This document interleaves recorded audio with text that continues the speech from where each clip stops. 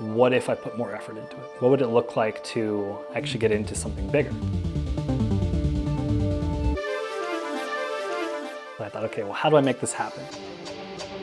And so when I realized that was an option, it directly aligned with my mission of helping people. But ultimately, it's all about sharing the responsibility. You don't have to do it yourself. Everyone that gets to be involved in that is helped through our commitment to buy that project. So if I can put in relatively the same amount of effort into a 100-unit deal as I would into a 10-plex. So once I figured that out, it was... Welcome back to another episode of the Syndications Show. My name is Kalani Michelle, and I am here with my co-host, Christian Sadler, and we have a special guest today, Mr. Vadim Rey from Fairwinds Capital. Before we dive into the interview today, I'm going to hand it over to Christian for just a moment so that he can tell both you, the audience, the viewers right now, and Vadim a little bit more about what we're up to in real estate. Well, Vadim, you had the chance to talk with our CEO and president, Mike Anderson, and so you know a little bit about PREIshare, but I do want to go over this not only for yourself so that it gives some context to the conversation, but also for our audience as well. And PREIshare, in a broad sense, we are a company that is specifically creating solutions for syndicated real estate transactions. So you guys are a sponsor and you do syndications, and that's kind of why we're having this conversation today. In fact, congratulations for becoming one of our 50 approved sponsors. We're excited to work with you guys and deploy capital into some of your future transactions. And so that's really what we're doing is we're raising a fund. And with that fund, we're going to do things like top-off services. If you're doing a raise, we can bring the final amount that you need. I just actually recorded a video on that explains that process and how you can actually use it in a way kind of like bridge if you wanted to, and you could pay that back out, and it's fairly inexpensive comparatively speaking. We also do pref equity, so if you're a little bit further along in a deal, but you have capital needs and you don't want to have to go do a cash call to your investors, you could just come to us, and it can be a way that it's not so dilutive and doesn't create tension with your passive investors. The biggest thing I feel like we're doing, though, is we're creating more liquidity within the syndicated real estate space. So what we want to do is we want to create normalizing having the ability to sell your fractional interest in a syndication on the open market. We're actually creating a listing hub where people could list those, and accredited investors, of course, could come on and buy those. But also as a fund, that is going to be one of the primary things that we participate in, is we will actually make an offer on those transactions and on those fractional interests. And we're really excited about that. So there's a few things that we're focused on within the fund to give the best possible return to our investors, which is short cycle investing. We want to mitigate risk as much as possible, and we want to be very diversified within syndicated real estate. So different asset classes and different sponsors, and we're really excited about that. In addition to all of that, Vadim, what we want to do is we want to create great media like we're doing here. We want to have the conversations that are not necessarily being had within syndicated real estate from the sponsors to their investors. We want to help align the interests of all parties within the syndicated real estate transactions moving forward so that it's a better marketplace overall and it's a more comfortable place to put your money, because we all know real estate is the best place to put our money. I agree. So I just gave you a mouthful, but tell me, Vadim, how did you get into real estate as yourself, and then where did Fairwinds Capital come about?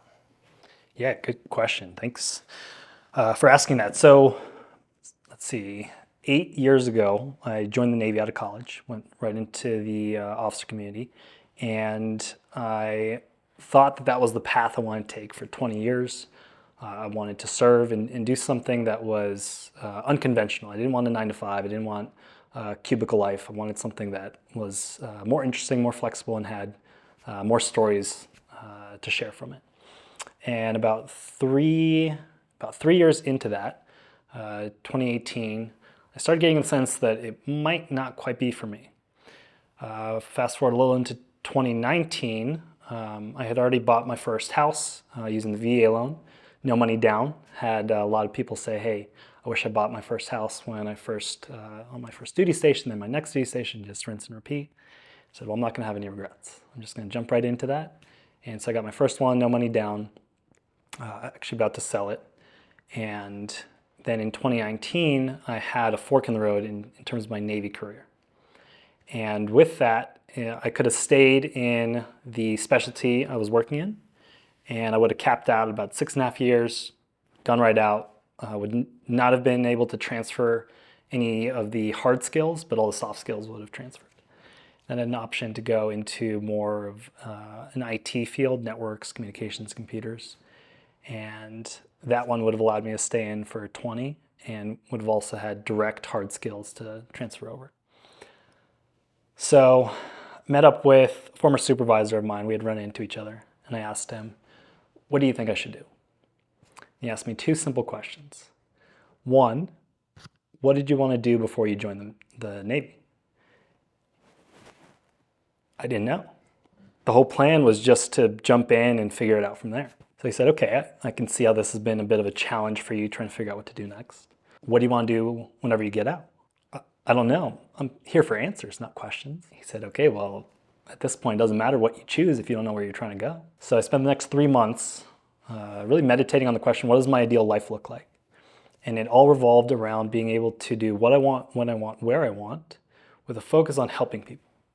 So I want to give back to underprivileged communities. I grew up in poverty. I grew up in an immigrant family. I had all the challenges, and yet I also had a lot of privileges growing up in LA. And so I recognized I want to be able to give what I get to receive and share that with the world, especially with other people who need that helping hand. So I had a list of pros and cons of what I do want, what I don't want, that revolves around my ideal life. And everything in the I do not want list was everything in the Navy. And everything what I do want was outside of the Navy. I thought, okay, well, how do I make this happen? Real estate was something in the back of my head I kept thinking about, kept looking into. And so I found Bigger Pockets, looked into that. A lot of great information on there, also too much information in terms of focus. It was just, I don't know which lane to take. So then I found this group called Active Duty Passive Income, which is a bi-military, for-military real estate investing education group. They opened up their first multifamily investing education program, and I was one of the first ones to get in there. And now I'm on track to be one of their coaches and give back to the next generation of active military spouses, former military family members who are interested in getting into the multifamily real estate space. So that was all end of 2019 was when I jumped into that program. And I immediately started networking while I was in the Virginia Beach, Norfolk area.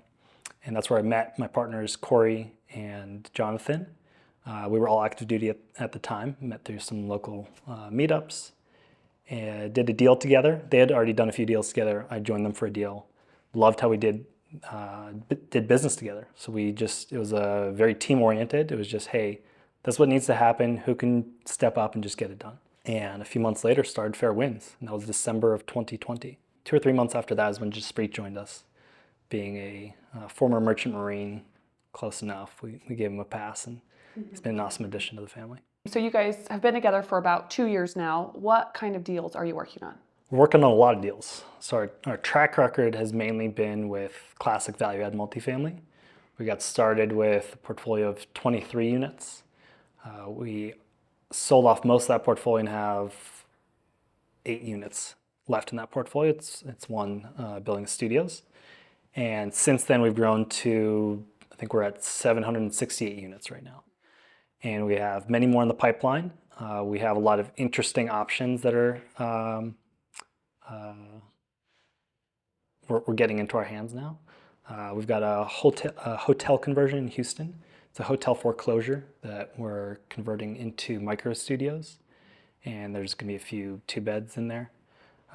There's apparently a strong demand for that in Houston. We weren't aware until we started exploring it.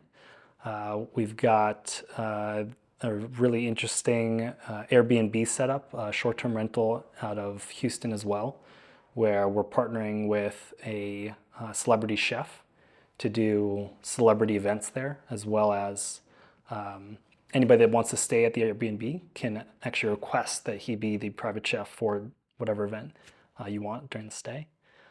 We're looking to buy a 10-bed short-term rental B&B in St. Augustine, Florida. We also have a couple other hotel options in Reno, Nevada, Vancouver, Washington. We're looking at a few more opportunities also in Houston, in Jacksonville, Florida. We're also still in the value-add multifamily space, and so we're constantly looking for those deals. We've got one that should be closing around the time that this gets released, which is a HUD loan assumption in the heart of Houston. So that's a tremendous amount of growth in a very short amount of time. And I mean, from listening to your story, going from a place where, I mean, I kind of heard your mentor basically kind of ask you the same question as or he used the same statement as the Cheshire Cat, right? Where he says, if you don't know where you're going, my dear, any road will take you there. And help, the audience understand, what was the process? I mean, you talked about, you went into some of these places like BiggerPockets where there's just a tremendous amount of information.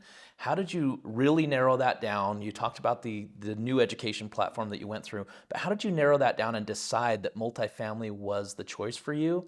And then how did you align yourself with other people that were moving in that same path? Yeah, great question. So from BiggerPockets, I got the strategy of buy a house, double it the next year, right? Get to a 16-plex, and then you retire in 20 years. Like, okay, if that's the average, if that's what's considered relatively easy or straightforward, what if I put more effort into it? What would it look like to actually get into something bigger? And so when ADPI released that multifamily education program, they had shared a few things just to kind of, whet the appetite, so to speak. And as soon as I saw the math, it was just, I can participate in a 100+ unit deal, 1,000+ unit deal, and all I have to do is focus on my one responsibility. Or, depending on the deal type, you can do it as a team and everyone kind of shares in the responsibility. But ultimately, it's all about sharing the responsibility. You don't have to do it yourself. And so when I realized that was an option, it directly aligned with my mission of helping people. And so if I can put in relatively the same amount of effort into a 100-unit deal as I would into a 10-plex, then I'm going to go with the 100-unit deal, because now I get to help 100 families that are living on site, get to help all the staff that are helping on site, all the investors, all the partners, the insurance team, the lending team, everyone that gets to be involved in that is helped through our commitment to buy that project. So once I figured that out, it was an easy yes. I was all in. How was it doing your first deal? Wild. I mean, to go from, I had a townhouse in Maryland, and I had bought a duplex in Virginia that I was living out of, and I had a friend living with me, a friend living downstairs. And I understood how it worked, but to actually go through the process and go, I own this. That I'm now a part owner of these 23 units. That was really cool. Were you nervous going into it? No, it's really, once you check all the boxes, it's a pattern that's repeated, right? People have been doing this for years. It wasn't anything new. It was just new to me. Yeah. And I knew I was learning from a team that had the experience to teach it. So I just followed the steps. Yeah. So just check the boxes. Each step you went. Yeah. Okay. Yeah. And was that first deal with Fairwinds? Did you already have your partners involved in that, or did you do that first syndicated deal on your own? So that was with Jonathan and Corey. So that was the warm up for us to start Fairwinds, even though we didn't know it at the time.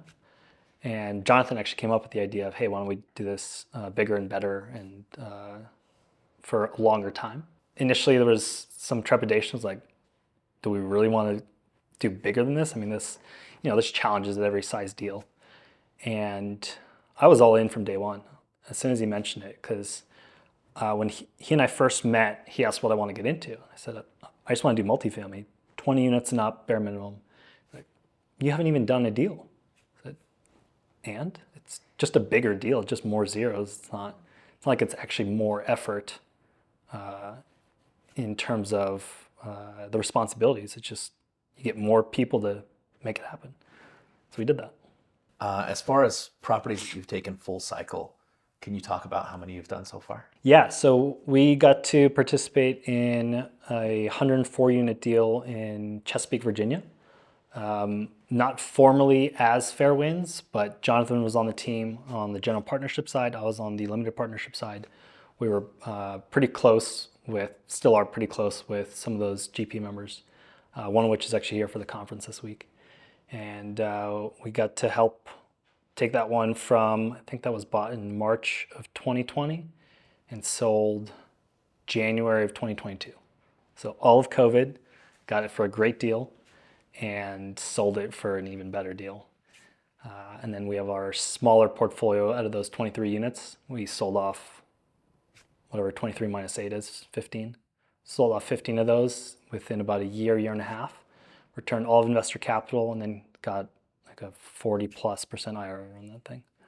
And from that, do you see majority of your investors, your LPs coming back and doing second and third deals with you guys? Yeah. So we've had a few investors that have been repeat investors for us, though this market has certainly been tough to, even for repeat investors. A lot of them are just holding back. And so they tell us they're interested. They're just, taking their time choosing a deal, even though it may be with us. So, what deal are you most proud of? I'd say it's our 48 unit in Chesapeake. So we bought that at auction for $53 a door. It was less than 20% occupied when we bought it. Some of the units were boarded up. It was in pretty decent shape. It just, the previous owner just didn't take care of it. If I remember correctly, it was a foreclosure that went to auction. We managed to get it. We just finished the entire rehab as of, what's right now, March. So about 2 months ago, we finished all the rehab. We're now at 100% occupancy, and we got to change an entire neighborhood. We provided 48 brand new units that weren't there, right? There were a handful that were being lived in, but they were not that livable. And we took a few of them down to the studs. All of them got a full refresh. And so just to be able to provide that kind of value to the community, at the same time make some pretty good money on it. We're going through the refinance right now. So yeah. How much did you have to put in the rehab portion? We put in, if I remember the numbers correctly, about 1.2, 1.3 million. Okay, just Yeah. for the rehab. Yeah. And then did you have to do cash calls? No. Oh, okay. No. That's awesome. Yeah. Can you talk a little bit about the process? I mean, you've mentioned it already. You obviously enjoy helping people and making a difference in people's lives. And when you do a deal like that, you're providing for many of the families of the construction workers that are there, and the management companies that are going to help you manage the property and all of those things. Can you kind of speak to that a little bit of do you get any direct access to those people where they're sharing with you the difference that you're making for them? Yeah, so that's on my agenda to make that something that's streamlined, to actually have those stories and conversations. There's been some, 30-second interactions, but none that come to mind to actually be able to share. Something fun of Clay Rockwood, who we interviewed, that he does is he'll, I don't recall if it's maybe via phone or email. I think it might be via email, but he'll send out an email essentially when they're done with a project, saying having testimonials in there and the lives they've changed and all that, because it not only are the investors making money, but they get to feel like they're part of something bigger for the community. So love that Clay did that, and could be great for your investors. Yeah, I'd love to see how he does it and get some inspiration from it. That brings up the question of, how do you typically report to your limited partners? What's your process? How often are you reporting? Are you sharing the little things along the way? Or are you mainly just sharing the big events or on a specific timeline? Yeah, so I'm the investor relations manager for the team, so I can speak to that pretty easily. Just released an update today, just finished out another couple drafts yesterday. So yeah, happy to speak to it. We report on most of our projects once we've gotten to stabilization on a quarterly basis, and then there are projects that are actively being stabilized, undergoing rehab on a monthly basis. And we provide a lot of detail. So sometimes I actually have to dial back. Corey's our asset manager and our construction manager, and he provides a lot of detail. And sometimes it can be a little overwhelming to share that kind of detail, so I'll usually dial back some of it. But most of it is all there for LPs, and we've had LPs tell us it's the most detailed updates that they get from any syndication. So we're proud to offer that to our investors. See, well, sounds like you're doing a great job there. Yeah. So Vadim, if you had somebody that was like you, they hadn't done any syndications yet, but they knew they wanted to jump into that space, where would you direct them? What would you tell them to do as their first step? Learn. So first step is learn, because otherwise you're gambling. And it's really a matter of how you choose to learn. So some ways you can get into an education program and learn that way. Maybe just jump into YouTube University and hope you're going down the right path. Some people will choose to trust a general partner first and learn from them along the way with money that they're willing to risk. I'd say that should be the last option. But if you're somebody that is ready to risk that money and you're willing to go in somebody you do trust, then that's also a great way, is to see it live, see the updates, see the progress, ask the questions, which is also the same thing you're going to get from the education program, except you'll see, right, the book version, so to speak, and then the live version that, well, by the book it should be this way, but guess what? Life happens this way. So all three options I think are valid. Well, and I'm a big proponent of education, and I think it's silly sometimes that people try to forego education when you're dealing with large amounts of money and people's retirement accounts and these things. But they'll spend, tremendous amount of money on going out there to get a degree of some sort, right? But you also mentioned, you got to get into the real world, and you got to get into networks where other people are actually doing it, because that's where you're going to learn. Is you want to have that book learning mixed with the actual learning. And it seems like you do a lot of networking. That's why you're in town today, is for this conference. Talk about some of that networking you do and some of the ways that you choose to do that. Good question. So with the networking piece, a lot of people will say that, sometimes it can be exhausting. And sure, if you prefer to have a smaller network or group of people that you interact with, I get that. At the same time, there's a lot of value in connecting with people who are also helping the world. So that's where I enjoy the connections, is with other people that have a mission of helping others, not just the money. The money will come, that's fine. But what are you doing to actually change the world for the better? How are you changing this neighborhood? How are you changing these people's lives? And I think that's where a lot of people either succeed or struggle in networking, is if they're coming in for just a transactional connection, that's all you're going to get out of it.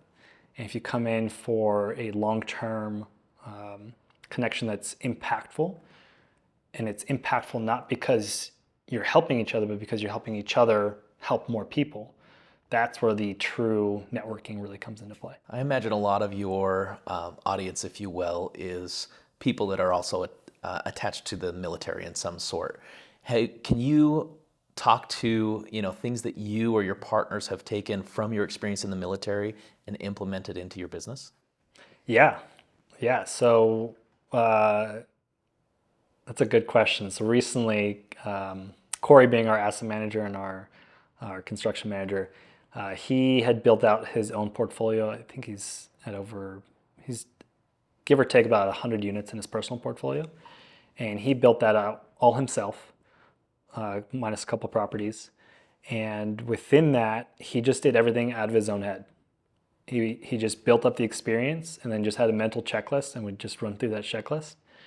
And that was a challenge when we got together as a team, because he'd ask for help and we didn't know what he needed help with. He's like, well, don't you guys know what the next step is? Like, well, it depends on what your checklist is. I certainly had very little experience at the time, a couple of years ago, getting started with him. And Jonathan had his own experience, and so he was able to fill in some of the gaps. We did well there. Once you get into larger projects, there's not as much room for being scrappy.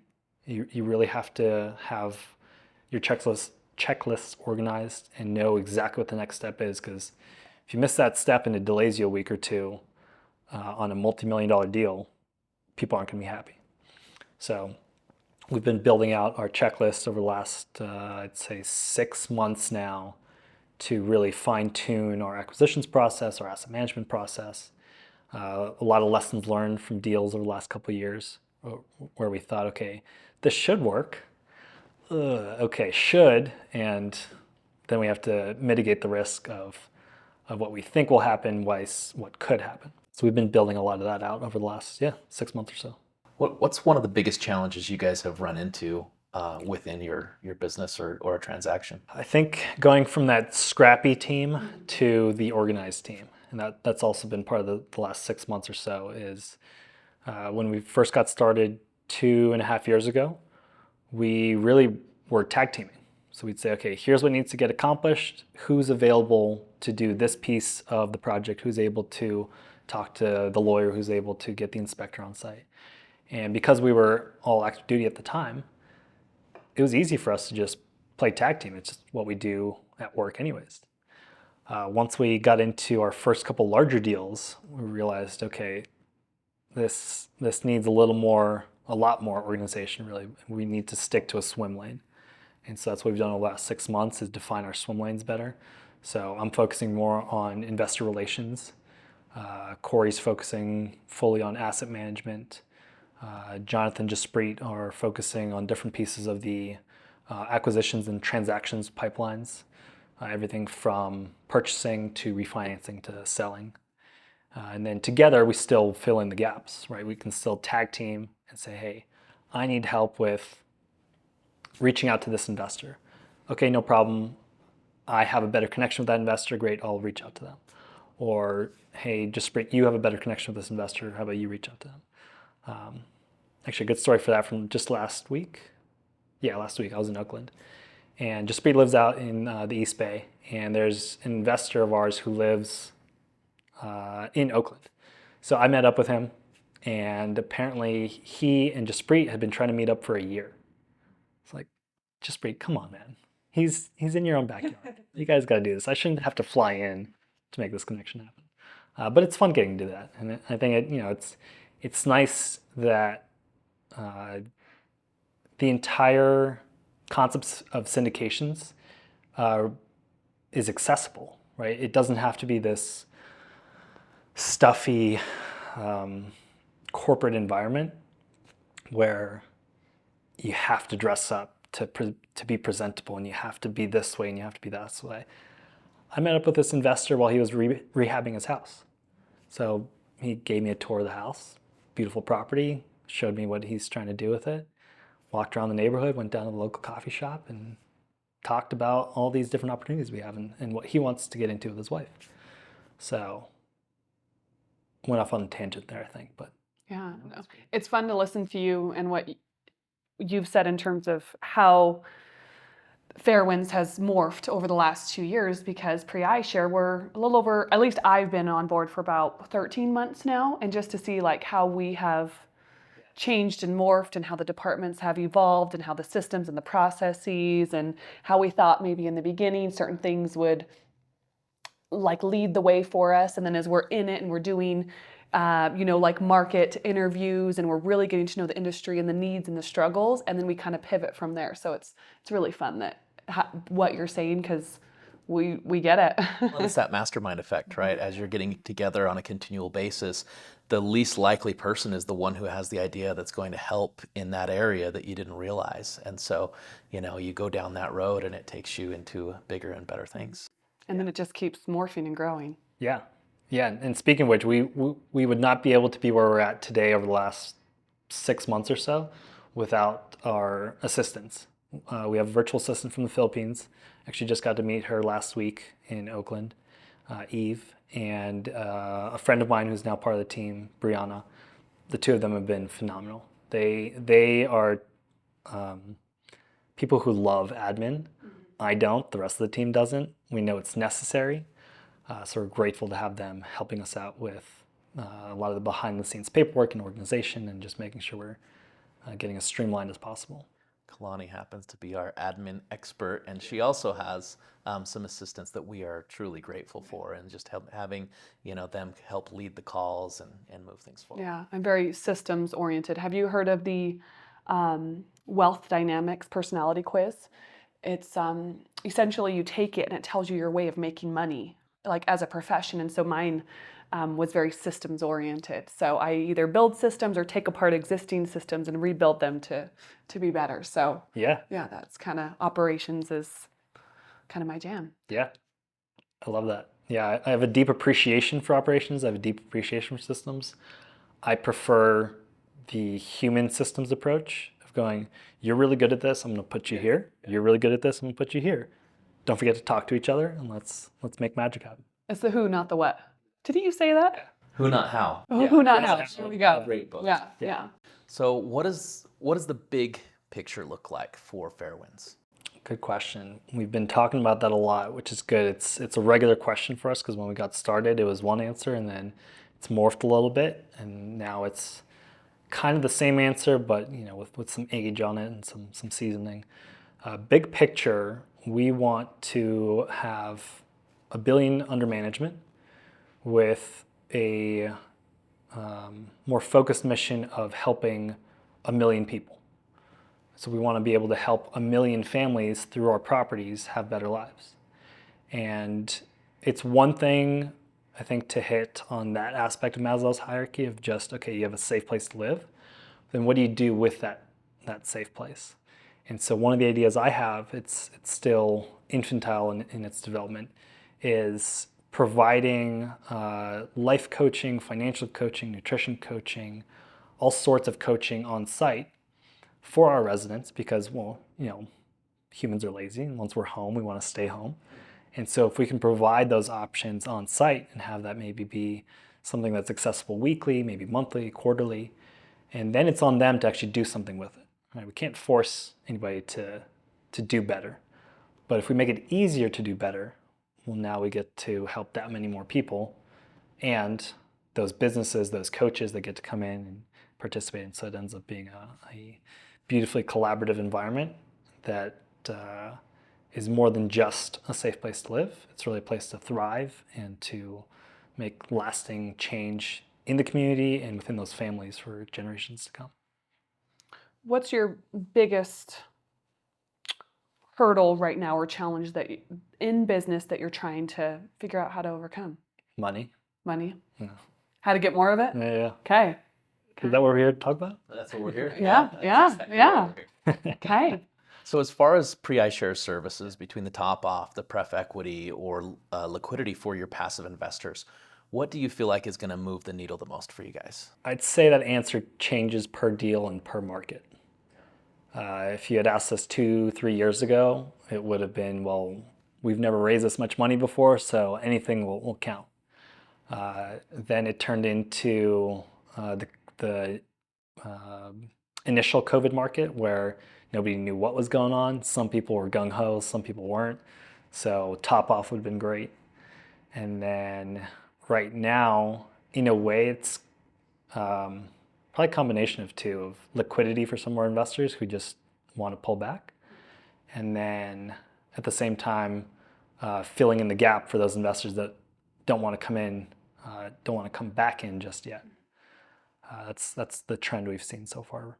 So of the services that Christian mentioned or the benefits, have you seen anyone else doing this? What we're offering? Kind of. We haven't seen anybody do it in this single package, but we've seen people fill in the gaps basically in an unofficial basis. We actually had to do a bridge investment on one of our projects, and then we got to replace that with some investor capital, so that worked out well. The price for that was steep, and so inherently, Jaspreet and I were actually just talking about this for the last couple weeks, where there's a big demand, especially in today's market, to bridge the gap and then bring in investors post-closing. And so we were just talking about how, well, why don't we start up that opportunity fund of sorts? And actually had forgotten that this is one of the things you guys offer. So, yeah, and it's interesting that you mentioned that because this is where we start to see these sponsors getting really creative as they find out what we do. And we've had 2 already so far, mainly in the development world, that are saying, we're putting our own money up front anyways. We're getting it to a certain phase. We're, getting the bank financing in place.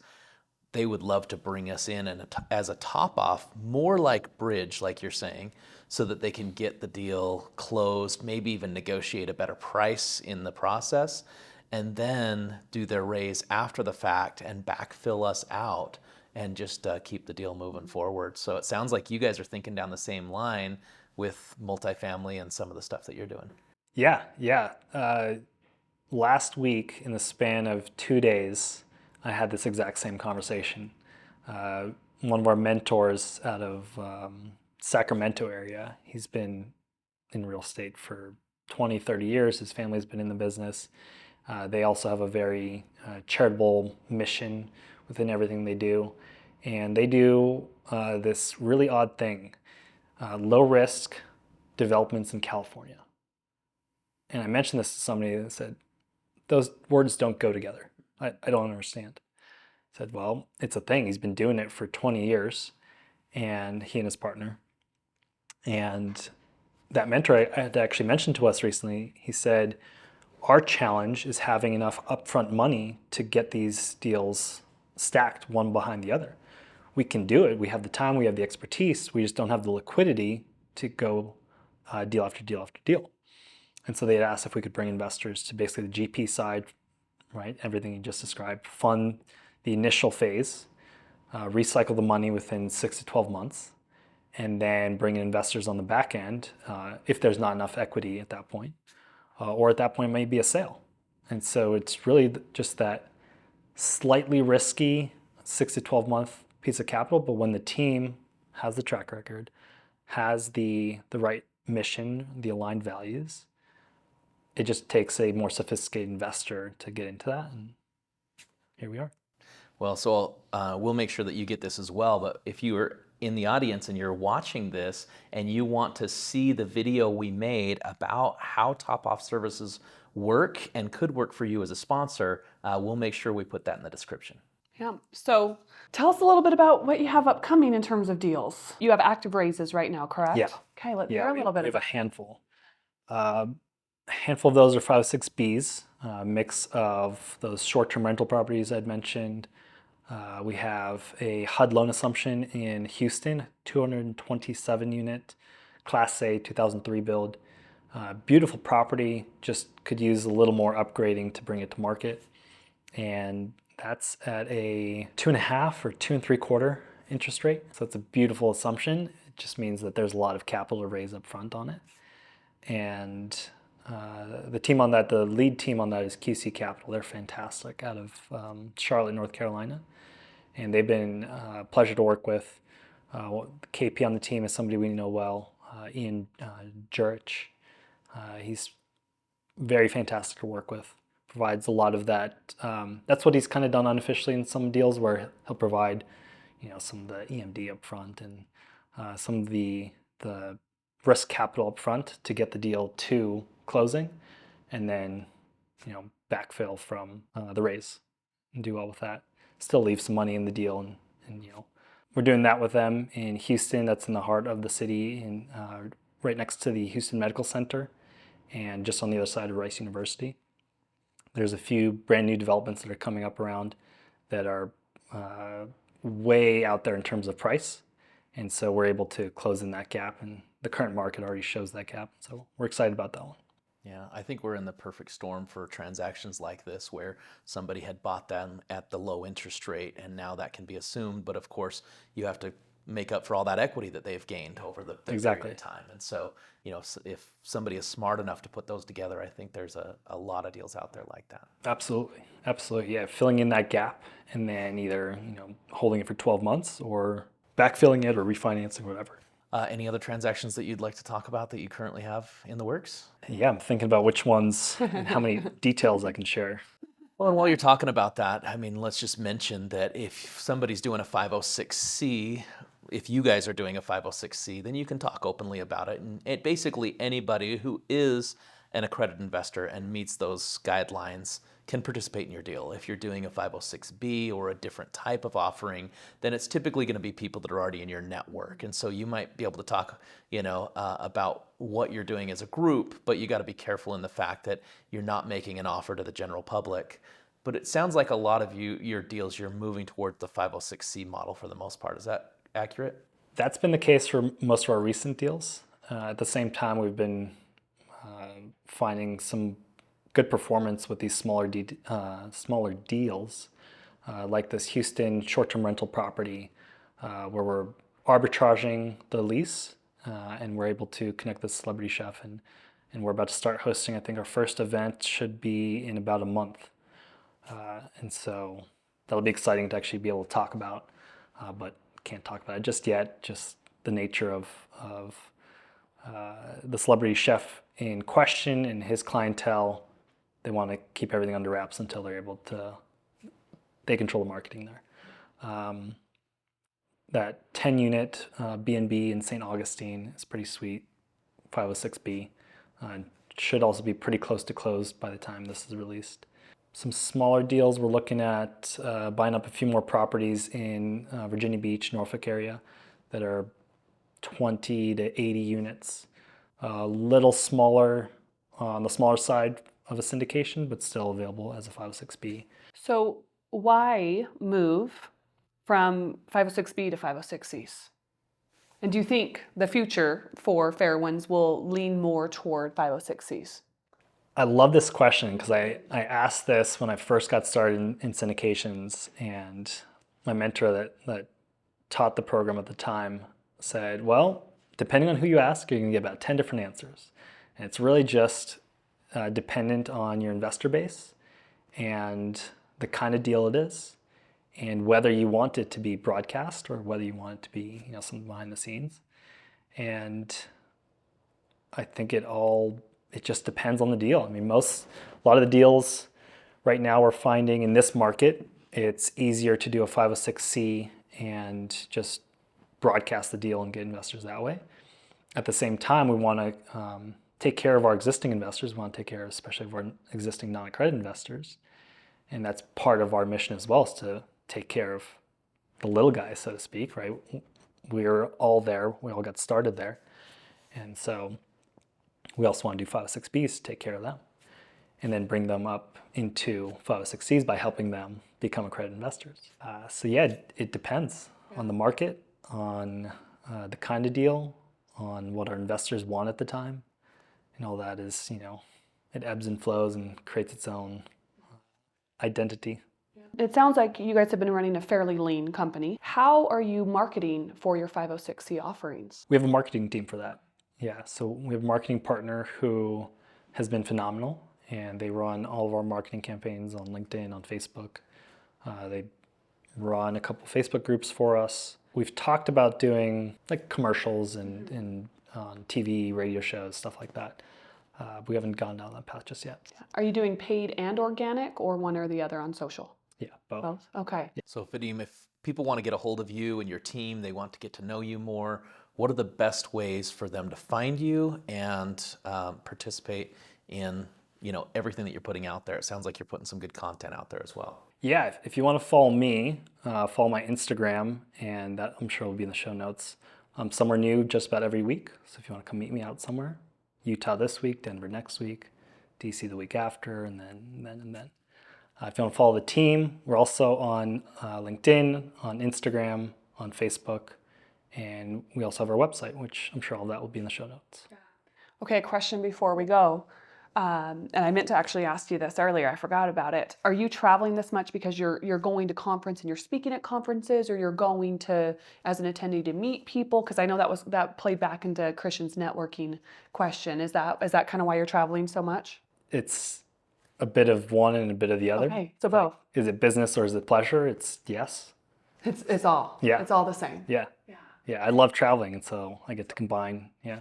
Well, that actually leads into, and we might as well talk about it. This is one of the benefits of real estate, and one of the reasons you got into real estate is you wanted to have this lifestyle. Maybe talk to that a little bit. If talk about the upside potential of if somebody gets into syndications and they build out a business, what is that lifestyle that they can enjoy, and what are some of the freedoms that you have? Yeah, well, I get to be just about where I want when I want. I almost get to do everything that I want to do, getting closer and closer every day. And it's really, we get to live in this 21st century where we're able to do a lot of business from a phone and a computer, and that's all you need. And certain people certainly need to be in an office space and handle, classic work hours. And I never wanted that, so I created this setup where I don't have that. I have working hours where generally I'm available, and then outside of those working hours, I'm not available. And that's designed to be a balance within the business and also just within life on a broader scale. Having fun along the way. I just did some snowboarding before I got to the studio. Made a friend on the mountain. We met up yesterday on the shuttle back to the parking lot. Met up to go do some runs today and had a lot of fun. And then changed and came over here. And so being able to do that is worthwhile in and of itself because life is short. So if we can help people make money and have fun while we're doing it. And the best part about it is all of your vacations are actually business trips, so you write them off on your taxes, right? Yep. Create the life you want. Exactly. That's actually part of a new business that I've formed in the last couple of weeks as well, which is basically financial wellness advising, financial wellness coaching, where it's all about getting from point A to point B or point Z of your dream life and filling in the gaps of, well, I didn't know this was possible. I didn't know I could write off all these trips as long as I have a business purpose. Well, let's help you create that business purpose. Or if you already have the business purpose, let's make it more efficient and help even more people along the way. Well, I'm glad that we were able to help you experience some of the greatest snow on earth in this trip. And thank you guys all for watching. Pay attention. And any last words, Kalani? Yeah, if you're watching this right now and you want to be part of our investor and sponsor community, go to PREIshareCommunity.com to join our Facebook group. And until next time. PREIshare is the latest startup in the real estate syndication space. Our mission is to create transparency, provide the liquidity, and offer market intelligence that can help you succeed at a higher level. To get involved, join our PREIshare sponsored Facebook group. Together, we can raise the standard.